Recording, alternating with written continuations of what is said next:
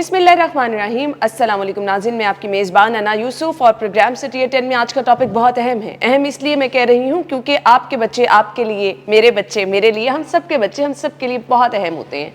इनकी नशनुमा, इनका खेलना कूदना, इनका बढ़ना हमारे लिए एक बहुत अहम मरहला होता है।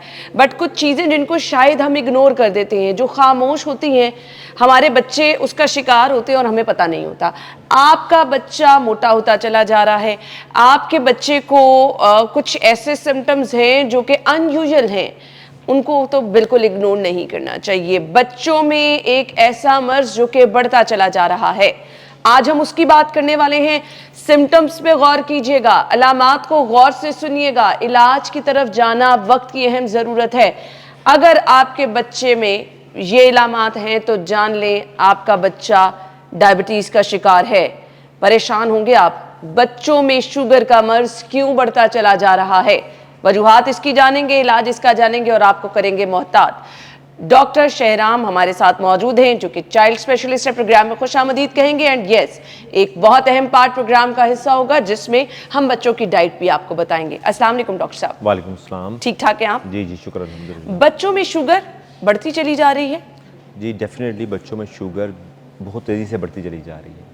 देखें, उसमें सबसे इम्पॉर्टेंट चीज़ ये है कि बच्चों में और बड़ों में शुगर का डिफरेंस होता है। बड़ों में जब शुगर होती है तो उसके और साइंस एंड सिम्टम्स होते हैं और उसकी एटियोलॉजी, उसकी काज और होती है।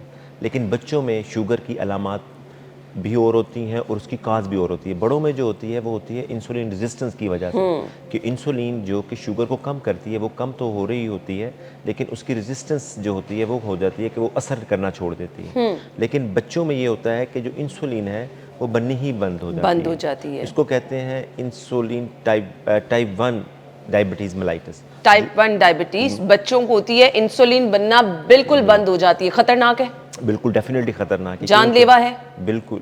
देखें, उसमें ये होता है कि इंसुलिन की वजह से जब शुगर आपके जिस्म के अंदर जज़ब नहीं होती तो उसकी वजह से शुगर लेवल हाई होना शुरू हो जाता है। जब शुगर लेवल हाई होना शुरू हो जाता है तो उसकी वजह से कई अलामात बच्चे में ज़ाहिर होना शुरू हो जाती हैं, जैसे कि प्यास का ज़्यादा लगना, ज़्यादा पेशाब करना और बच्चे को भूख ज़्यादा लगना, और इसके साथ साथ बच्चे का वेट लॉस बड़ी तेज़ी से हो रहा होता है।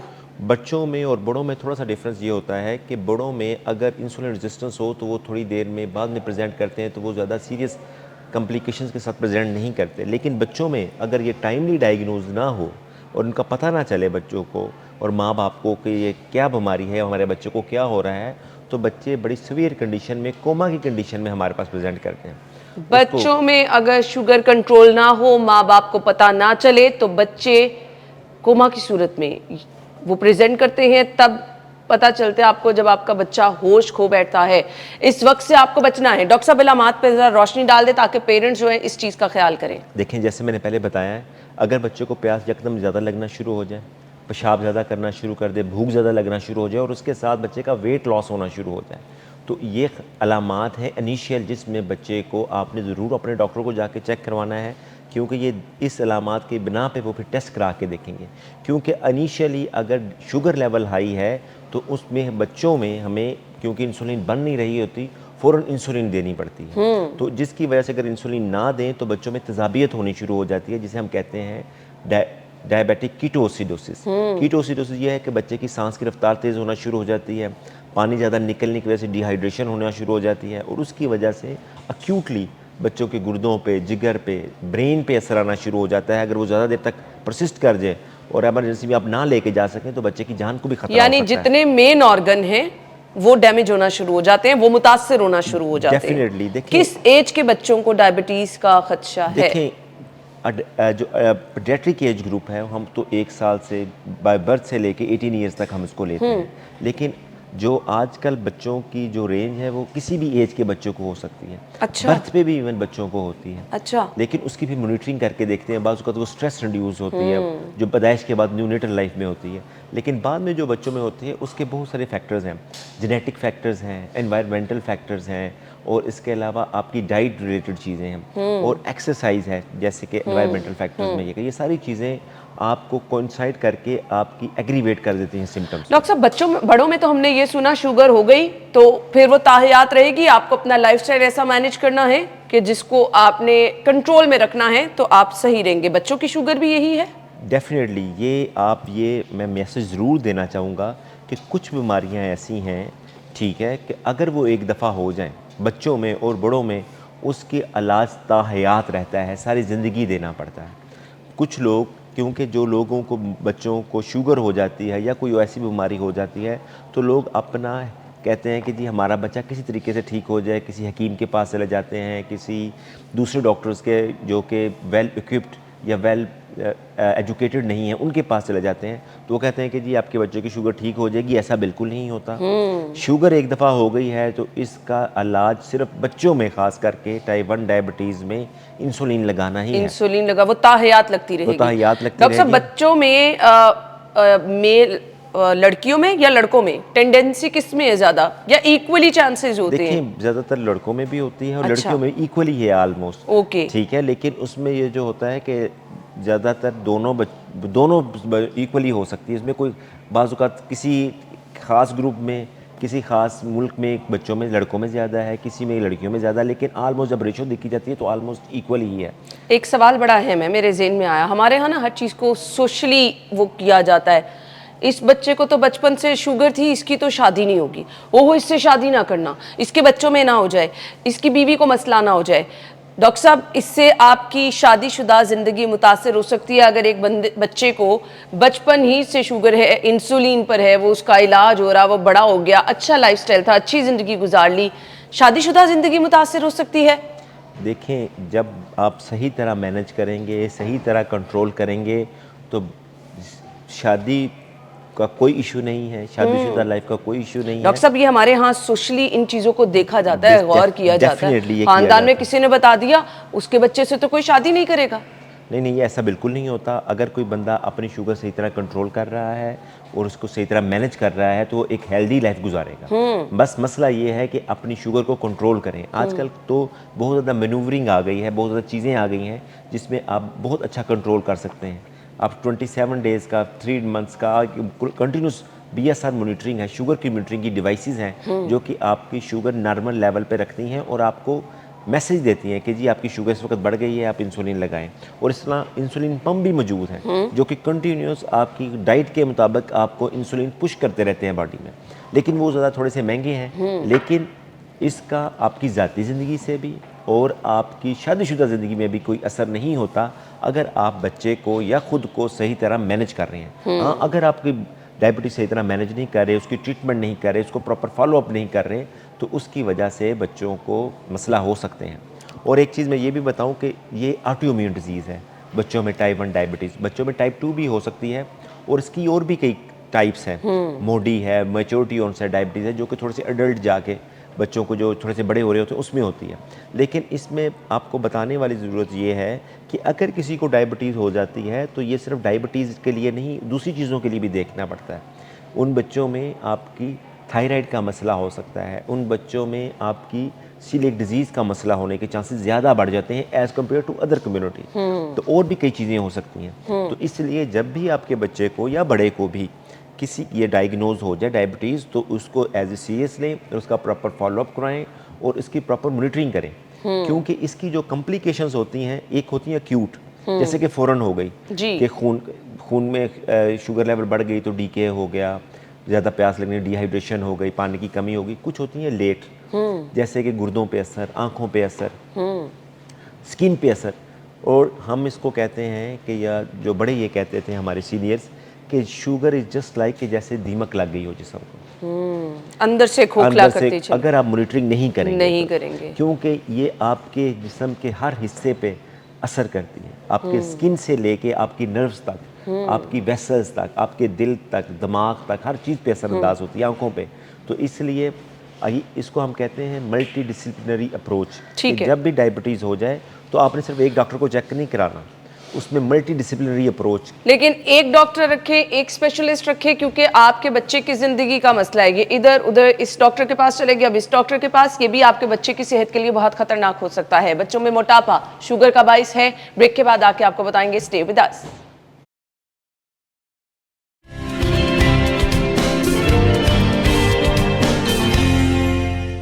टाइप 1 डायबिटीज आपके बच्चे को अंदर से दीमक की तरह खोखला कर देगी, ये कहा डॉक्टर शेराम सरवर ने, माशाल्लाह से चाइल्ड स्पेशलिस्ट हैं। अब जब डॉक्टर साहब ने कहा कि ये ताहियात बच्चे की रहेगी, इसको आपने मैनेज करना है, इसको आपने कंट्रोल करना है।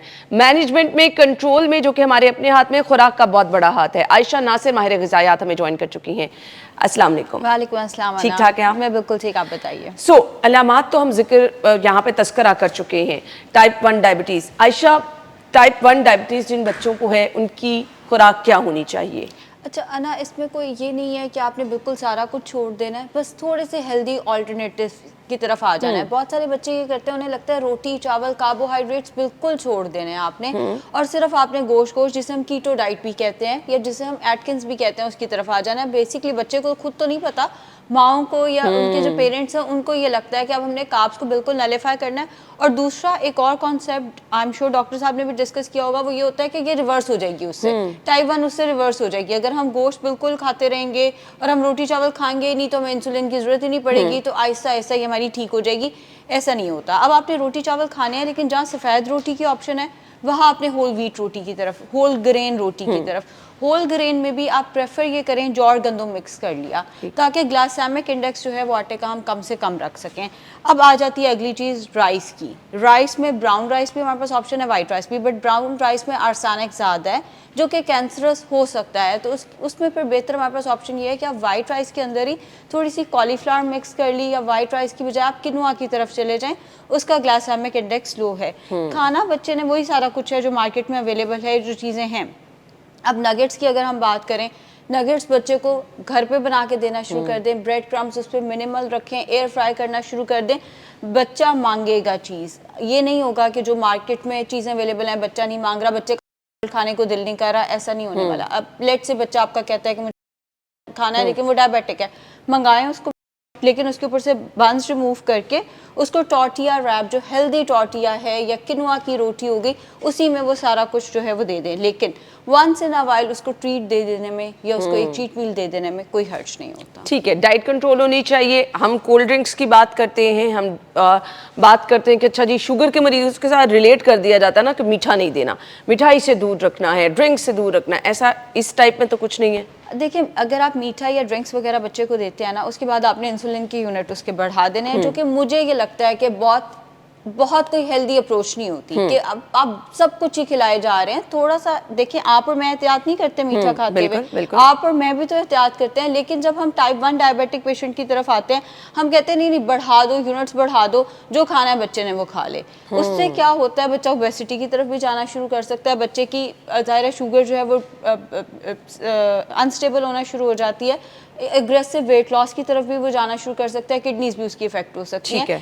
वो भी उतना ही हेल्दी होना चाहिए जितने मैं और आप कॉन्शियस हैं, उतना कॉन्शियस तो बच्चे को रखें। मॉडरेशन में उसको मीठा दिया जा सकता है, मॉडरेशन में उसको सारा कुछ दें, लेकिन ये नहीं होना चाहिए कि अब हम यूनिट बढ़ाई जाएं और उसको जो मर्जी। अच्छा, आपने यूनिट बढ़ाने की बात की, मैं डॉक्टर साहब की तरफ चलूं कि आम तासुर ये होता है, एक दफ़ा डॉक्टर को दिखाए, बच्चे की इंसुलिन बता दी इतनी लगनी है, अब आप साल हर साल उसमें हैं, यूनिट कब बढ़ाने हैं कब कम करने हैं, ये जानना, ये मॉनिटर करना ज़रूरी होता है डॉक्टर साहब। डेफिनेटली देखें, बच्चे की एक हो जाए प्री पुबर्टी, पुबर्टी से पहले, पुबर्टी से बाद में। जो पुबर्टी से पहले है उसमें जो मेटाबॉलिक रेट होता है वो ज़्यादा हाई नहीं होता, वो कम होता है। और जब आपने शुरू में होता है, बच्चों में और बड़ों में ये होता है कि बड़ों में तो आप स्ट्रिक्ट शुगर कंट्रोल रखते हैं, लेकिन बच्चों में आप स्ट्रिक्ट शुगर कंट्रोल नहीं रख सकते। उसमें जो लिमिट्स होती हैं उसको आपने बड़ा ड्रामेटिकली कंट्रोल नहीं करना होता, क्योंकि अगर आप कंट्रोल करेंगे, ज़्यादा इंसुलिन लगा देंगे तो हाइपोग्लाइसीमिया, शुगर लेवल कम हो जाता है। जब शुगर लेवल कम हो जाता है तो वो ज़्यादा डेंजरस होता है, उसकी वजह से फिट्स हो सकते हैं, बच्चा बेहोश हो सकता है, बच्चे की जान को भी खतरा हो सकता है। तो इसलिए ये वो कहते हैं ना, दो धारी तलवार है। तो इसमें आपने शुरू में जो होता है, जब हम बच्चे की स्टार्ट करते हैं, डायग्नोज करते हैं, तो उसको मिनिमल लेवल से स्टार्ट करते हैं और उसकी कंटिन्यूस मॉनिटरिंग होती है। ठीक है, कंटिन्यूस मॉनिटरिंग करने के बाद फिर हम उसको ये कहते हैं कि अगर ये बच्चे की शुगर लेवल कंट्रोल रहती है, आपने पूरा रिकॉर्ड लेके आना है, रिकॉर्ड के मुताबिक फिर आपने हमें हफ्ते बाद या 2 हफ्ते के बाद आके चेक करवाना है। उसके बाद फिर इसकी हम इंसुलिन लेवल सेट करेंगे। सही। ये नहीं होता कि एक दफ़ा आपने लगा दी और वही कंटिन्यूस रहेगी। ठीक है। ठीक है। और आजकल तो जो इंसुलिन की टाइप्स हैं वो बहुत डिफरेंट हैं, बहुत ज़्यादा हैं। जी। जिसमें कुछ ऐसी भी हैं जिसमें आप सिर्फ एक भी लगा सकते हैं, ठीक है। और उसमें हर मील के बाद भी लगा सकते हैं, ठीक है। ठीक है। और ये जो है बड़ा एक कंटिन्यूस प्रोसेस है, it is a dynamic disease, तो इसमें आपने कंटिन्यूस मॉनिटरिंग करनी है। ठीक है। और इसमें जैसे कि इन्होंने बताया, आयशा मैडम ने बताया आपको कि डाइट, देखिए ये जो डिजीज़ है ना, सिर्फ एक चीज़ से कंट्रोल नहीं हो सकती कि सिर्फ इंसुलिन लगाएं तो कंट्रोल कर लें। इसमें 3-4 चीज़ें इकट्ठी हैं। सबसे ठीक है। पहले आपको उसकी प्रॉपर एजुकेशन होनी चाहिए जी। उसमें इंसुलिन ट्रीटमेंट, डाइट, एक्सरसाइज। आपको डिप्रेशन बहुत ज़्यादा हो जाता है, बच्चों को तो शायद इतना पता नहीं होता, लेकिन टीके लगने की वजह से उनको भी डिप्रेशन हो जाता है। अच्छा। माँ बाप को डिप्रेशन हो जाता है कि हमारे बच्चों को क्या हो गया। तो इसके लिए एक, जिस तरह मैंने पहले कहा कि डॉक्टर, आपने बिल्कुल सही कहा कि डॉक्टर एक ही हो जो आपको गाइड करे, जो आपको फॉलो कराए हर चीज़। लेकिन मल्टी डिसिप्लिनरी अप्रोच ये होती है कि आपने आंखों के डॉक्टर को भी चेक कराना है, अच्छा। आपने डाइटिशियन को भी चेक कराना है, और आपने दूसरे डॉक्टर्स अगर ज़रूरत पड़े। डॉक्टर साहब, आंखों के डॉक्टर को क्यों चेक कराना है? आंखों के डॉक्टर को इसलिए चेक करवाना है क्योंकि अगर इसकी जो सिम्टम्स हैं वो फ़ौरन नहीं आती, इसको कहते हैं माइक्रोवास्कुलर कॉम्प्लिकेशंस, जिसमें किडनी भी इन्वॉल्व हो जाती है, रेटिनोपैथी हो जाती है, कैटरैक्ट हो सकता है। अच्छा। तो ये 10 से 12 साल के बाद ये बच्चों में आना शुरू हो जाता है। तो इसलिए ये टाइप 1 बच्चों के लिए भी और बड़ों दोनों के लिए ये ज़रूरी है कि वो अपनी आंखों का मुआयना ज़रूर करवाएं, लाजमी कराएं, नहीं तो खतरनाक हो सकता है। बच्चों में शुगर है या फिर बड़ों में है, आंखों का मुआयना लाजमो मलजूम है, टाइमली करवा लें। जी, ब्रेक की तरफ जाना है जी? नहीं जी, ब्रेक की तरफ नहीं जाना, हम गुफ्तगू का सिलसिला आगे बढ़ा लेते हैं। गुफ्तगू का सिलसिला आगे बढ़ाते हुए मैंने जिक्र किया था बच्चों में मोटापा, 12 से 18 साल बच्चे का वेट अगर एक्सेसिव बढ़ा है, बच्चा ये मोटा हो गया, बड़ा खूबसूरत लगता है बच्चा, डॉक्टर साहब खतरनाक है? डेफिनेटली शुगर की अलामत है? देखें, it is a risk factor. अच्छा। ये it is a progression two diabetes. तो इसमें ये नहीं होता कि जी हर बच्चे को शुगर हो जाएगी, मोटे बच्चे को रिस्क हो लेकिन सकता है। रिस्क ज़्यादा बढ़ जाता है। तो इसलिए कोशिश ये करो, और हमारे मुल्क में ये कंसेप्ट है लोगों का कि जो ज़्यादा मोटा बच्चा है, चबी है, वो ज़्यादा सेहतमंद है। ऐसा बिल्कुल नहीं होता। एक नॉर्मल बच्चे का एज के मुताबिक वेट होना चाहिए, हाइट होनी चाहिए। तो लड़कियों के लिए वेट और रेंज अलहदा है, लड़कों के लिए वेट और रेंज अलहदा है। तो इसलिए आपने बच्चे को कोशिश करनी है कि जो इसके नॉर्मल स्टैंडर्ड्स हैं, स्टैंडर्ड डेविएशंस हैं, उसके मुताबिक रखें, ना कि बहुत ज़्यादा बच्चे को मोटा कर लें तो कहते हैं जी सेहतमंद है हमारा बच्चा। तो ऐसा बिल्कुल नहीं होता, ये आपका रिस्क फैक्टर बढ़ जाता है डायबिटीज़ की तरह। और WHO ने इसको ओबेसिटी को एक एपिडेमिक करार दे दिया। दिस इज़ एपिडेमिक, जिसकी वजह यह है कि हमारे मुल्क बच्चों में भी मोटापा बहुत ज़्यादा होता चला जा रहा है। उसकी 2-3 वजह, तो एक तो ये फास्ट फूड आ गए हैं हमारी डाइट में, जो पहले कभी नहीं होते थे इतना ज़्यादा। हम लोगों ने शायद इतने ज़्यादा नहीं खाए जितने हमारे बच्चे को नौ है। और इसके अलावा ये सोशल मीडिया, गेमिंग जो बच्चे बैठ के करते हैं, फिज़िकल चीज़ें नहीं करते, नो फिजिकल हाँ, एक्टिविटी। क्योंकि सिर्फ मुख्तलिफ चीज़ें, एक चीज़ ये जो होती है ना, एक चीज़ को डिस्टर्ब नहीं करती। मेरा बल्कि ये कंसेप्ट ये जो है ना कि जी सिर्फ एक चीज़ आप बच्चा खाई जा रहा है, ये चीज़ नहीं होता। बच्चा खा भी रहा है ज़्यादा, हेल्दी डाइट नहीं ले रहा, इसको कहते हैं एम्प्टी कैलोरीज। ये शायद मेरे साथ डॉक्टर आयशा जो हैं वो एग्री करेंगी, एम्प्टी कैलोरीज, कि आप कैलोरीज तो ले रही हैं लेकिन उसकी न्यूट्रिशन कोई नहीं, न्यूट्रिशन कोई नहीं है। ठीक है। और फिर हर वक्त टीवी स्क्रीन टाइम बहुत ज़्यादा हो गया, फिजिकल एक्सरसाइज कोई नहीं। और हमारे घरों में हम अपने बच्चों को बाहर नहीं जाने देते, इस तरह के वाक़यात टीवी पे, सोशल मीडिया पे सुनते हैं, हम अपने बच्चों को अपने साथ ले जाने पे डरते हैं कि अब वो ट्रेंड चेंज हो गया ना, हमारे बचपन वाला ट्रेंड नहीं। आयशा, अगर 12 से 18 में बच्चे का वेट बहुत जल्दी से गेन हो रहा है, अब ये वो एज है, भूख बड़ी लगती है, हम इस एज से गुजरे ना, आप पढ़ते हैं, भाग दौड़ करते हैं, हम तो साइकिलिंग भी करते थे, तो 2-2 रोटियां भी बच्चे, 2-2 पराठे भी इवन खा जाते हैं। बच्चे की डाइट 12 से 18 में कितनी अहम मरहला है, होनी क्या चाहिए, आपके बच्चे की हाइट, आपके बच्चे का वेट मॉनिटर करना चाहिए, क्या होना चाहिए? डेफिनेटली मॉनिटर तो हर एक को अपना वेट और हाइट जो है वो कहीं ना कहीं करते रहना चाहिए हर एक में। अब ज़ाहिर है मैं और आप अपना हाइट तो चेक नहीं करेंगे, लेकिन वेट हमें भी अपना मॉनिटर करते रहना चाहिए। जहाँ तक बात है कि बच्चे को बार बार भूख लगती है, प्रोटीन दे बच्चे को। अच्छा। हमारी डाइट में प्रोटीन होता ही नहीं है। जैसे 2 पराठे खा लिए 1 अंडे के साथ, अब अंडा 1 रखा हुआ है, पराठे हमने 2 कर लिए अपने, हम कार्ब्स पे ज्यादा मुनहसर कर जाते हैं। बच्चे के नाश्ते में ये कर ले कि अंडे 2 पराठा 1, अंडे ये कर दो, लें, प्रोटीन पराठा आप कह रही हैं एक कर ज़्यादा। लें, और पराठे पे भी ज़रा घी या ऑयल उसकी मिकदार थोड़ी कम करें, उसको भी मल्टीग्रेन आटे का बना लें तो ज़्यादा बेहतर है। बच्चे की आदत की बुनियाद हम इस पॉइंट पे रख रहे होते हैं। 12 से 18 में हम बच्चे को जितना जंक फूड की तरफ लेके जा रहे हैं, उसको आदत है अब अब्बा ने हमें हफ्ते में 1 दफ़ा खिलाना है या 2 दफ़ा खिलाना है या एवरी मंडे वेंसडे आना है। जो भी आदत है ना, वो इस पॉइंट पे टीन एज में हम बच्चे की अपनी बिल्ड कर रहे होते हैं, और वही आदतें कहीं ना कहीं बाद में उसके साथ चल रही होती है। जैसे डॉक्टर साहब ने कहा फिजिकल एक्टिविटी, मैं खुद अपने भांजे और भतीजे को बाहर लेके जाते हुए डरती हूँ, हालात इतने ज़्यादा ख़राब हो गए हैं, फिजिकल एक्टिविटी हमारी है ही नहीं। पार्क्स में लेके जाएं जी, फ़ोन छीने गए, मोबाइल छीने गए, वारदात हो गई, पार्क्स में ना बड़े जाने को तैयार हैं। अब पीछे बची है गेमिंग, हम गेमिंग बच्चे को करने देते हैं और खिलाई जाते हैं, उसके साथ भी उसको ऑर्डर किया हुआ है या उसने उसके साथ भी पॉपकॉर्न अपने ऑर्डर किया, मतलब मुसलसल मुंह चल रहा है और साथ में उसकी फिजिकल एक्टिविटी कोई नहीं हो रही। पढ़ाई की वजह से हम बहुत ज़्यादा पढ़ रहे हैं, उसके बाद हमें सबको भूख लगती है, जब हम बहुत ज़्यादा पढ़ते हैं उसके बाद हाँ कुछ खाने को होना चाहिए, लेकिन उसमें आप खजूरों का सहारा ले सकते हैं फॉर इमीडिएट एनर्जी, और उसके साथ आप 2-3 बॉइल्ड एग्स ले लिए या घर के बने हुए कबाब ले लिए। अब एक और चीज़, एक बड़ा मिसकॉन्सेप्ट मैंने लोगों में देखा, वो कहते हैं प्रोटीन अगर ज्यादा हो भी जाए ना तो वो फैट नहीं बनता। एक्सेसिव प्रोटीन भी फैट की फॉर्म में स्टोर होता अच्छा। है। तो प्रोटीन का बैलेंस रखना है, ज्यादा रखना है उसको, कार्ब से थोड़ा सा ज्यादा रखें, रेशो उसकी थोड़ी सी बढ़ा दें अगर आपका बच्चा मोटापे की तरफ जा रहा है। लेकिन इसका ये मतलब नहीं है कि प्रोटीन भी खुला हो गया, अब जितना मर्जी खा लें। एंड स्पेसिफिकली अगर बच्चा डायबिटिक है, पहले से ही डायबिटिक है, चाहे वो टाइप 1 है चाहे वो टाइप 2 है, तो प्रोटीन का भी बहुत ही ख्याल रखना है। ये भी ज्यादा हो गया तो ऑब्वियसली बच्चे की किडनी जो है वो फिर उस पॉइंट पे कॉम्प्रोमाइज़ हो सकती है। अब आपने पूछा डाइट होनी क्या चाहिए, जैसे उठते साथ ही बच्चा कोई नट्स खा ले, बादाम काजू पिस्ता वगैरह वो खाए, नाश्ते में उसका छोटा सा पराठा हो जाए, साथ में 2 एग्स हो जाए, एग्स नहीं तो कीमा दे दे बच्चे को। और कीमे वाला पराठा एक्चुअली बहुत अच्छी ऑप्शन है, उसमें प्रोटीन भी आ जाता है, कार्ब भी आ जाता है और फैट भी आ जाता है। या उसको ब्रेड के एक स्लाइस के साथ 2 से 3 एग्स या 2 to 3 कबाब्स दे दें। अगर बच्चे का वेट ज़्यादा नहीं है तो 2 स्लाइस भी दिए जा सकते हैं, लेकिन ब्राउन या होल व्हीट ब्रेड के दें। ये बेस्ट ऑप्शन नहीं होती, मुझे रोटी ज़रा या पराठा जो है वो ज़्यादा बच्चे के लिए पसंद है। 11-12 बजे अब वो जो स्कूल लंच में होता है ना, वो बड़ा कुछ ख़राब होता है, क्योंकि वो होते हैं जी तली हुई ऑप्शंस। नगेट्स दे दो तल के, एयर फ्राई करके नहीं, कोई चिकन टेंडर्स दे दो लेकिन तल के दे दो। एक तो ये कि एयर फ्राई पे जाना शुरू कर दें, उसको कम से कम फ्राइंग की तरफ ले जाएं, और दूसरा अगेन घर पे चीज़ बनाएं, हेल्दी ऑल्टरनेटिव्स की तरफ आ जाएं। बच्चे को हफ्ते में एक आधी दफ़ा पैसे दें, ये नहीं होना चाहिए कि बच्चा रोज़ ही 500-1000 रुपया लेके जा रहा है और वो स्कूल लंच इतने पैसों का, इतनी कैलोरीज वो खाकर वापस आ रहा है। जब वो वापस आता है उसको थोड़ा सैलेड दें, साथ में रोटी चावल, सालन के अंदर दाल या अगैन गोश्त की मिकदार ज़रूर हो। इसी तरह डिनर हो, बीच में जब भूख लगती है उसको फ्रूट्स और दूध या मिल्क शेक का सही जी। अभी हमने जाना है ब्रेक की तरफ, ब्रेक के बाद आएंगे तो गुफ्तगू का सिलसिला आगे बढ़ाएंगे। Stay with us.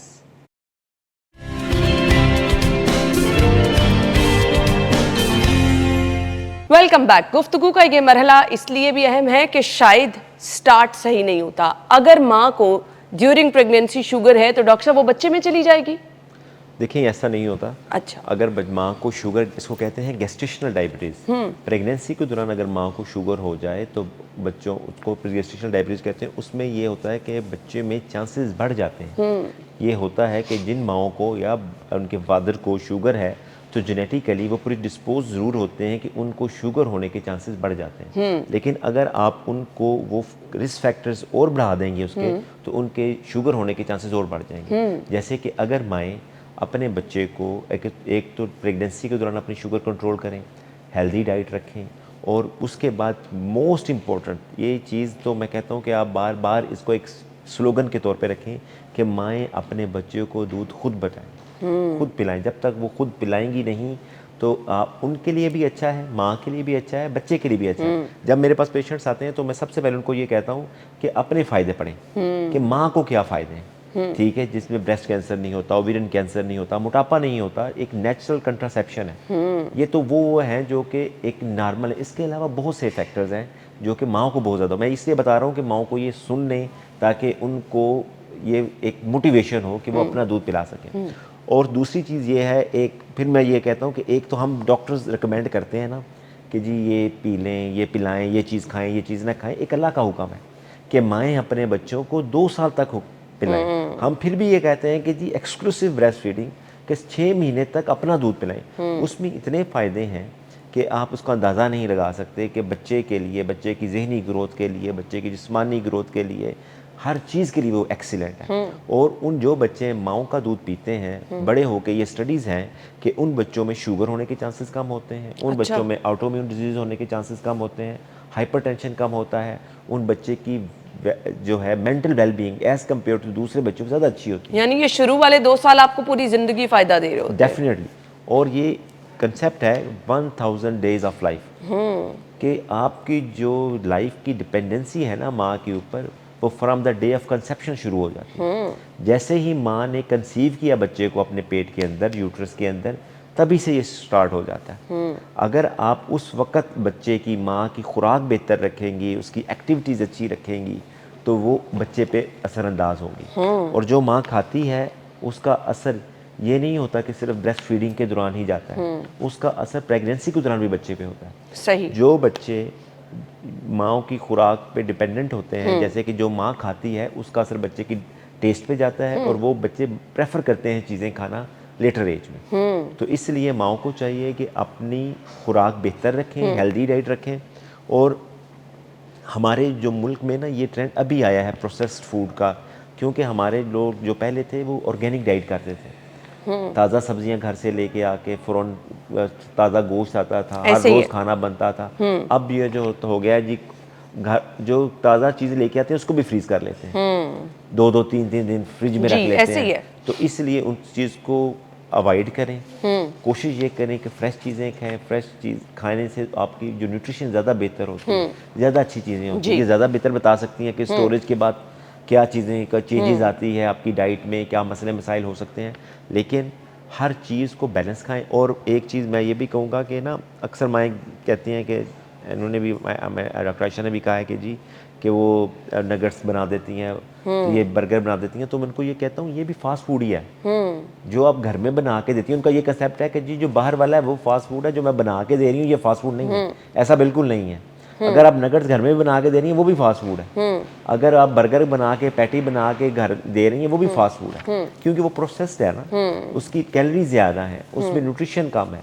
ठीक है, तो इसलिए कोशिश ये करें कि घर में खुद बनाई को कम से कम प्रोसेस्ड हुई चीज़ें यूज़ करें, जिससे आपको, आपके बच्चे को ज़्यादा फ़ायदा है। चलें जी, अब डॉक्टर साहब ने बड़ा अच्छा पॉइंट रेज किया। मैं आयशा से पूछ रही थी, आयशा ज़्यादा सारी चीज़ें फ्रीज कर देना, उसको बार बार बच्चों को फ्राई करके देना, बना के देना, इवन वो चीज़ें जो कि हम अक्सर कहते हैं कि अच्छा जी ये 4-5 दिनों का बना के रख लो, उसकी ग़िज़ाइयत कम हो जाती है, वो बच्चों को उस तरह से फ़ायदा नहीं देता। अना आई बी ऑनेस्ट, ये है कि फ्रेश चीज़ ज़्यादा फ़ायदा देगी, लेकिन बच्चे को बाहर से मंगा के खिला देने से 100 गुना फिर भी बेहतर ये है कि आप फ्रीज करके रख लें। होता ये है, जैसे वर्किंग लेडीज़ हैं वो ये करती हैं कि वो एक ही दफ़ा पूरे हफ्ते का खाना बना लेती हैं। मैं कहती हूँ ये फिर बेहतर है, बजाय इसके कि आप काम से थके आते हो आप ऑर्डर कर दो। बाहर का ऑयल, बाहर के मसाले, बाहर का ओपन, वो उसमें सारा एनवायरनमेंट में खाना पड़ा हुआ कितना खतरनाक है। बिल्कुल ऐसे ही है, लेकिन अगर आप कर सकते हो तो डेली फ्रेश सब्जी आए, फ्रेश कटे, फ्रेश बने। इसी तरह आपका चिकन भी, जो चीज़ ताज़ा है उसका नेमुल बदल कोई नहीं हो सकता। जो फ्रोज़न है उसमें न्यूट्रिएंट्स ऑब्वियसली थोड़े कम हो जाते हैं, और अगर आप उसको अच्छे से फ्रीज कर रहे हो और आप अच्छे से उसको स्टोर कर रहे हो तो फिर भी बचत है। लेकिन अगर आपने फ्रीज में उसको ठीक नहीं किया, जैसे कल बहुत ज़्यादा लाइट जा रही थी, इसमें बच्चे को फूड पॉइजनिंग हो सकती है, और बहुत बहुत बुरे केसेस पर हमारे पास रिपोर्ट होते हैं। फ्रोजन आइटम्स अगर आपने सही से फ्रीज भी नहीं किए हुए तो वो और ज़्यादा बुरा है। अगर आप मैनेज कर सकते हो, डेली बनाओ, डेली की ग्रॉसरी करो, वो ज़्यादा बेहतर है। नहीं कर सकते तो बाहर के खाने से फिर भी बेहतर है आप ही घर बना के फ्रीज कर दो। सही।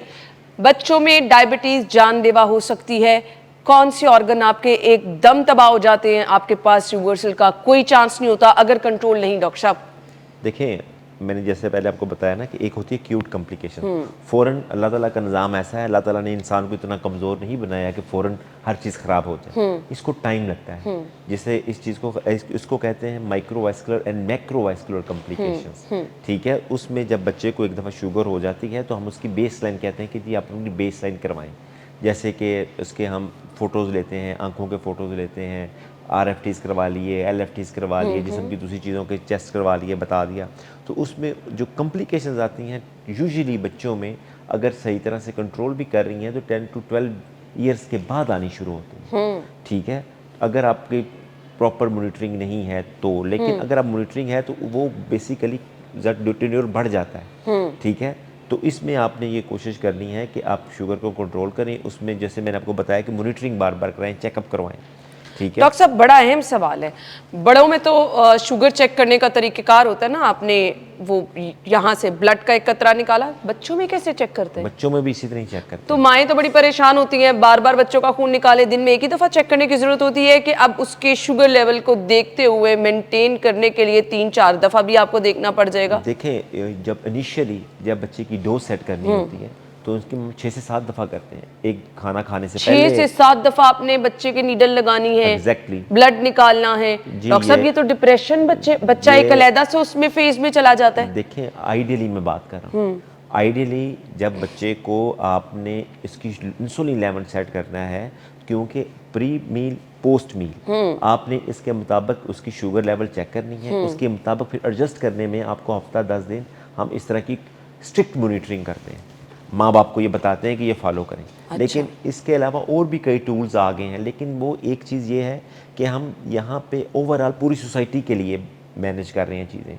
जो दूसरे टूल्स हैं वो डेफिनेटली बहुत महंगे हैं, एक्सपेंसिव हैं। इसमें एक 24 आवर्स कंटिन्यूस मॉनिटरिंग भी आती है कि यहाँ पैच लग जाता है। पैच लगने की वजह से आपके बच्चे की पूरी 24 आवर्स की 1 मिनट के लिहाज से, सब लोग तो नहीं ना करा सकते। एग्जैक्टली यही मैं बताना चाह रहा हूँ बट ये नीडल वाला जो है ना, एक बच्चा साइकोलॉजिकली भी डिस्टर्ब होना शुरू हो जाता है। आप स्कूल से बच्चा आया, पहले नीडल लगाओ, चेक करो, और प्रॉपर तरीका भी बता दे डॉक्टर साहब। बच्चों में क्या वही सेम तरीका होता है? एक ब्लड का कतरा निकला, उसको लगाया, उसको आपने कर लिया। देखें, इसमें एक यह चीज़ रखें कि जो चीज़ एक आप पे अल्लाह ताला ने आज़माइश डाल दी है, ठीक है, उसको फिर आपने बर्दाश्त करना है। शुगर लेवल होना कितना चाहिए, मैक्सिमम मिनिमम? देखिए, मैक्सिमम जो होता है ना कि जब शुगर की जो गाइडलाइंस हैं उसमें ये है कि जी फास्टिंग ब्लड शुगर 126 से ज़्यादा हो तो फिर वो आपके डायबिटीज, बच्चों में, बड़ों में, दोनों में, ये एक ही है, ठीक है। और फिर उसको होता है ग्लूकोज टॉलरेंस टेस्ट। अगर हमें डाउट है कि जी शुगर है या नहीं है तो उसमें 75 ग्राम ऑफ ग्लूकोज हम दे के 2 आवर्स के बाद करते हैं। अगर तो वो 200 मिलीग्राम पर डेसीलीटर से ज़्यादा है तो वो डायबिटीज़ है। और दूसरा ये चीज़ होती है कि अगर रैंडम खाना खाने के 2 घंटे बाद अब शुगर लेवल चेक करते हैं और 200 से ज़्यादा है तो वो भी शुगर है, ठीक है। बाकी उसके अलावा और भी टेस्ट हैं, HbA1c कराते हैं विद सिम्टम्स, आपके सिम्टम्स भी साथ हों कि पानी ज़्यादा पी रहा हो, प्यास ज़्यादा लग रही हो, खाना ज़्यादा खा रहा हो, पेशाब ज़्यादा आ रहा हो, तो वेट लॉस हो, तो उस सूरत में ये सिम्टम आपको डायबिटीज़ कहते हैं, ठीक है। लेकिन उसमें ये है कि आपने शुरू में ये करते हैं, बाद में फिर आप इतने ज़्यादा स्ट्रिक्ट नहीं होते, फिर आपको आदत हो जाती है, चीज़ें आपको मैनेज हो जाती हैं, कंट्रोल हो जाती है, तो आप उसको अच्छे तरीके से लेकर चलते हैं। मुझे ब्रेक का कहा जा रहा है, ब्रेक के बाद आते हैं।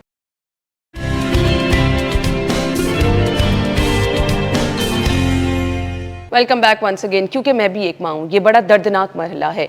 छोटे से बच्चे की, लेट्स सपोज आपका बच्चा 6 साल का है, 7 साल का है, वो छोटा बच्चा है, उसको आपने उसका शुगर लेवल, माहिरीन कह रहे हैं, स्पेशलिस्ट कह रहे हैं, आपने मॉनिटर करना है। ये मॉनिटर करना किसकी रिस्पॉन्सिबिलिटी है? एक चीज़ अब बच्चे की ज़िंदगी के साथ जुड़ गई, अब वो ठीक है ना, मेडिसिन तो हम अपने बच्चे को खुद पिला रहे हैं, बड़े एहतियात से पिला रहे हैं। छोटे से बच्चे को जब आपने गोद में पकड़ा है, जब तक मेडिसिन सही तरीके से वो पी ना ले, हम उसको सही तरह से बिठाते नहीं हैं। बट अब एक चीज़ ये है कि आपने शुगर लेवल बच्चे का चेक करना है, सिरिंज लगानी है, वो ब्लड भी निकलेगा। डॉक्टर साहब, ये क्या माँ ही को करना है या कभी इसने कर लिया, कभी घर में अब्बा ने कर लिया, कभी बड़े भाई ने कर लिया? देखें, ये मेन रिस्पॉन्सिबिलिटी पेरेंट्स की है और फादर की। हम ज़्यादातर इसलिए नहीं कहते, जब भी बच्चे हमारे पास आते हैं ना तो हम ज़्यादातर कंसर्न होते हैं कि माएँ हमारे पास बच्चे की हिस्ट्री दें, क्योंकि माँ का काम होता है घर को मेंटेन करना, बच्चे की वेल बीइंग देखना। तो this is the prime responsibility of parents. उसमें से भी अगर बाप या माँ में से दोनों अगर ले सकते हैं तो वेल एंड गुड, लेकिन माँ को हम ज़्यादा एक्सप्लेन करते हैं। उनकी प्रॉपर एजुकेशन होती है, हमारे यूनिट्स हैं जिसमें इनकी एक प्रॉपर टीचिंग होती है। चिल्ड्रंस हॉस्पिटल में जो हमारा वार्ड है उसमें हम माँ बाप के दाखिल इसलिए करते हैं कि बच्चों को अगर हमने दाखिल कर लिया है तो माँ को ज़रूर दाखिल करते हैं, ताकि उसकी डेली की टीचिंग होती है, लेक्चर होते हैं इस पर कि आपने इसको कैसे मॉनिटरिंग करना है, कैसे इसको फॉलो करना है, कैसे। लेकिन हमारी सोसाइटी में बहुत सारे लोग ऐसे भी हैं माएँ ऐसी भी हैं जो कि इतनी पढ़ी लिखी नहीं है, तो उनको तो गाइड करना है ना। डेफिनेटली, इसलिए मैं कह रहा हूँ ना कि उसकी हमारी क्लासेस होती हैं हमारे हॉस्पिटल में, तो वो हम उसको स्पेशली रखते हैं ताकि वो बच्चे को सीख सकें।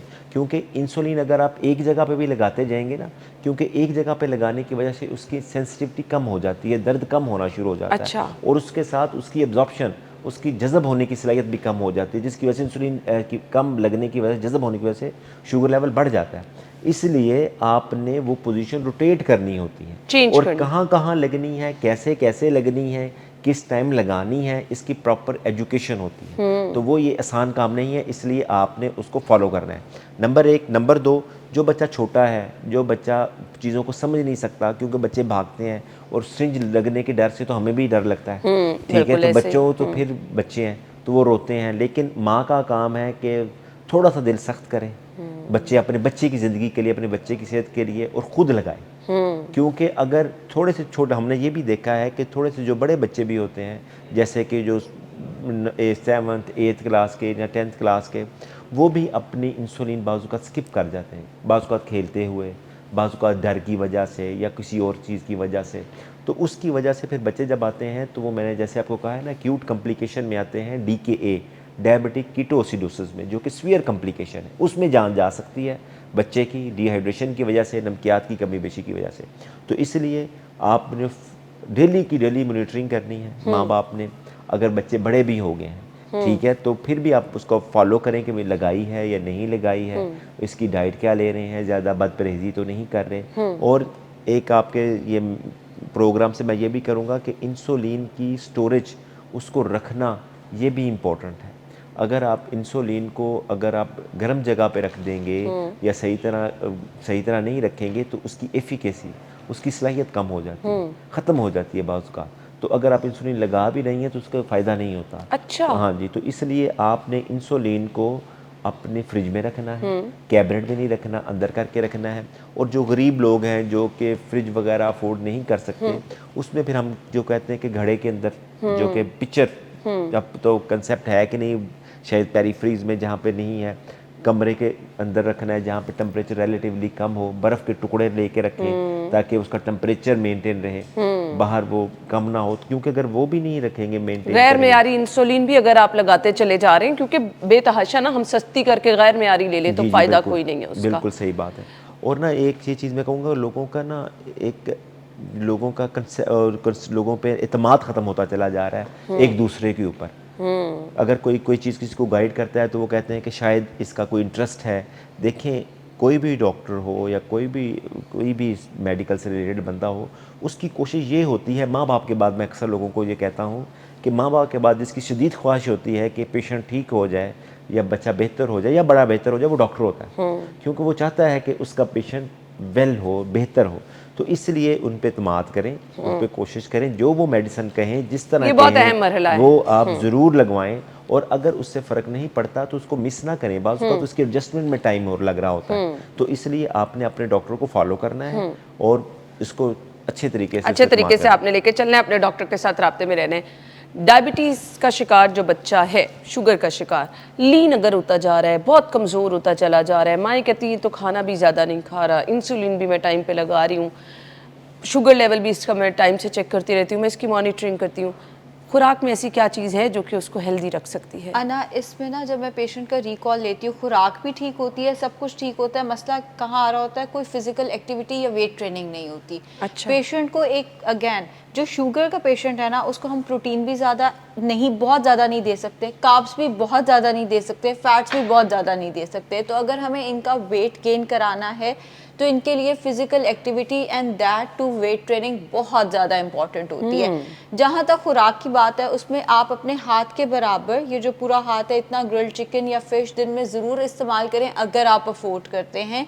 अगर आपको ब्लड प्रेशर वगैरह का मसला नहीं है तो कम से कम हथेली के बराबर मटन या बीफ, यानी अगर वाइट मीट है तो वो पूरे हाथ के बराबर, और अगर आपका मटन या बीफ है यानी रेड मीट है तो वो आपने हथेली के बराबर कम से कम दिन में ज़रूर इस्तेमाल करना है। अगर आप इतना ही लंच और इतना ही डिनर में इस्तेमाल कर लेंगे तो बहुत बेहतर हो जाएगा। लेकिन अगेन, कई दफ़ा पेशेंट ये सारा कुछ कर रहा होता है, जिम नहीं जा रहा, तो मसल इतना लॉस होना शुरू हो जाता है। इसमें ज़्यादा इंपॉर्टेंट फैक्टर है वेट ट्रेनिंग। आप ठीक है। प्रोटीन पूरा करें अपना, यानी गोश्त का इस्तेमाल ज़रूर रखें, प्लस वेट ट्रेनिंग ज़रूर करें। ये तमाम चीज़ें हैं जो कि आपके बच्चे की आपको मॉनिटर करनी है। बाकी एक अहम चीज़ जो कि मैंने डॉक्टर साहब की बातों से देखा, मॉनिटरिंग आपने करनी है। बच्चे का शुगर लेवल खुद चेक करें, इंसुलिन उसको खुद लगाएं, इंसुलिन मेंटेनेंस का तरीक़ेकार, उसकी स्टोरेज का तरीक़ेकार, वो आपने ज़रूर मॉनिटर करना है और अपने डॉक्टर के साथ राब्ते में रहना है। अगर आप बच्चे की सेहत चाहते हैं, अगर आप चाहते हैं कि आपका बच्चा सेहतमंद रहे, उसका शुगर लेवल कंट्रोल रहे, इसको मॉनिटर करते रहेंगे, लाइफ क्वालिटी भी अच्छी रहेगी। खुराक के साथ साथ जो आयशा ने पॉइंट रेस किया बहुत अहम है, बच्चे का मसल लॉस नहीं होना चाहिए, वो बहुत ज़्यादा वीक होता चला जाएगा। इसके लिए मसल ट्रेनिंग की बहुत ज़रूरत होती है। ये ओवरऑल चीज़ें हैं जो कि आपने अपने बच्चे की मॉनिटर करनी है। अगर आप उसकी तंदुरुस्ती चाहते हैं, अगर आप उसकी सेहत चाहते हैं, तो ये तमाम चीज़ें नोट कर लें, डॉक्टर के साथ लाजमी राब्ते में रहिए। थैंक यू सो मच, आप लोगों के वक्त का बहुत बहुत शुक्रिया। हमें इजाज़त दीजिए, अल्लाह हाफिज़।